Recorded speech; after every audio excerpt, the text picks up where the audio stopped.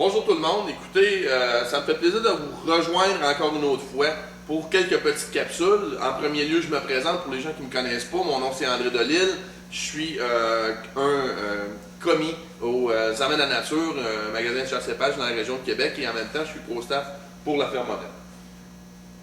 Ce matin, j'ai décidé de jaser avec vous de calibre et de choix d'armes. Comment choisir notre arme, une synthétique, une bois, une laminée, un canon stainless.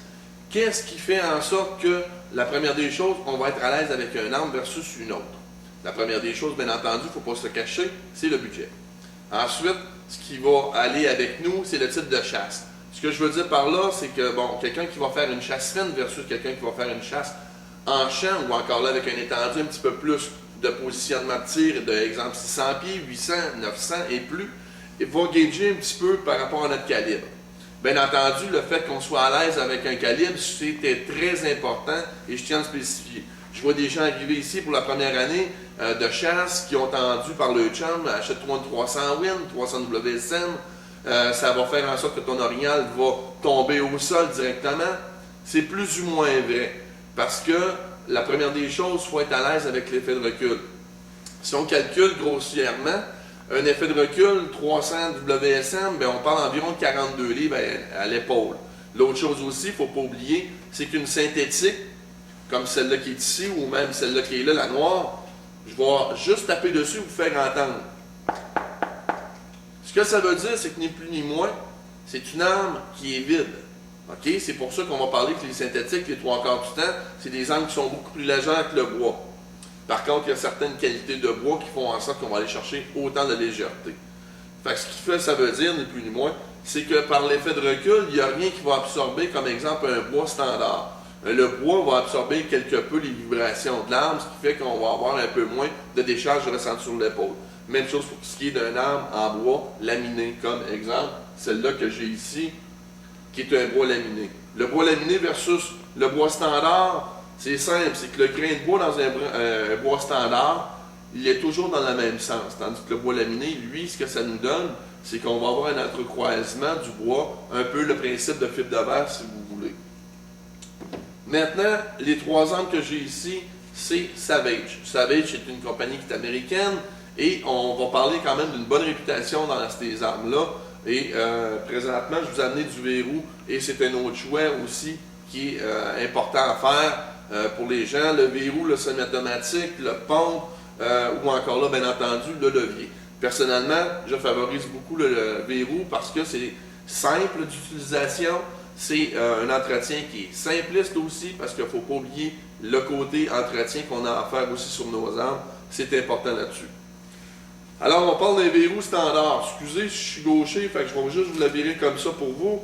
Alors, on parle d'un verrou standard, on parle de quelque chose qui quand même s'emboîte assez facilement. Et on parle là aussi quelque chose que je trouve intéressant, c'est qu'ici, on a notre safety. Ce qui fait qu'on va avoir une facilité en ayant la main dessus de pouvoir emboîter ou encore là, désenlever le safe. Et c'est là-dessus, je trouve quelque chose d'intéressant. Sur toutes les Savage, on parle de canon flottant. Je ne sais pas si vous allez réussir à le voir. Ici, le canon réussit à faire un mouvement. Pourquoi un canon flottant? C'est simple. C'est que le canon prend l'expansion lorsqu'on va tirer. Et si il n'y a pas l'espacement pour le faire, on va avoir une arme qui va être un peu moins précise parce qu'elle n'aura pas la place pour travailler comme il faut. Ensuite de ça, c'est monté ici avec un 3940, un petit télescope standard. Et je vous dirais que oui, c'est vraiment du standard, mais ça fait le travail. 3940, qu'est-ce que ça veut dire pour démystifier rapidement? 3,9 de grossissement, 40 à l'ouverture. Plus que j'ai une grosseur qui est grande, plus que je vais avoir de la luminosité qui va être captée, plus que normalement je devrais avoir une qualité de télescope ou une clarté du moins qui est plus intéressante. Par contre, si je m'en vais dans l'EUPOL, que ce soit un VX1, un VX2, VX3, VXL et plus, c'est simple, ça va être les couches de trempage et oui, aussi, le grossissement qu'on a sur notre télescope qui va faire en sorte qu'on va avoir une clarté qui est vraiment hors pair. Si je m'en vais aussi dans ce type d'arme-là, qui est sensiblement la même chose, on parle de Savage encore une autre fois, les mêmes caractéristiques, mais on parle d'une crosse qui est noire. En passant, pourquoi je l'ai amené en disant que c'était la même chose, c'est que souvent on va payer pour les petits ajouts, c'est-à-dire la coloration du camouflage, versus une qui est noire complètement. Bien entendu aussi, on a les possibilités d'acheter dans le Savage des armes gauchères, comme ici. Moi, ça fait mon bonheur, je suis gaucher. Et ici, on parle d'une gauchère avec magasin détachable, comme tous les autres Savage aussi, et en passant, magasin détachable qui sont en métal, pour les gens qui ont peur un petit peu par rapport au fait de dire est-ce que ça va être assez solide pour toffer. Fait que si on parle de Savage en tant que tel, c'est environ, on parle de gammes qui sont intéressantes pour les jeunes aussi qui ont peu de budget. On parle d'une arme qui joue environ à 550 $. Celle-là ici, et en passant, le télescope est compris. On parle ici de celle-là qui est à camouflage, qui nous tombe environ à 600. Et lorsqu'on arrive dans le bois, ben c'est sûr que ça va être autre chose. Et bien entendu aussi, si on fait des armes qui vont être un peu plus touchées, c'est-à-dire en frais d'esthétique, canon stainless. Après ça, on va parler de muzzle brake dessus. C'est tous des ajouts qui vont faire en sorte qu'on va avoir une arme qui est plus coûteuse.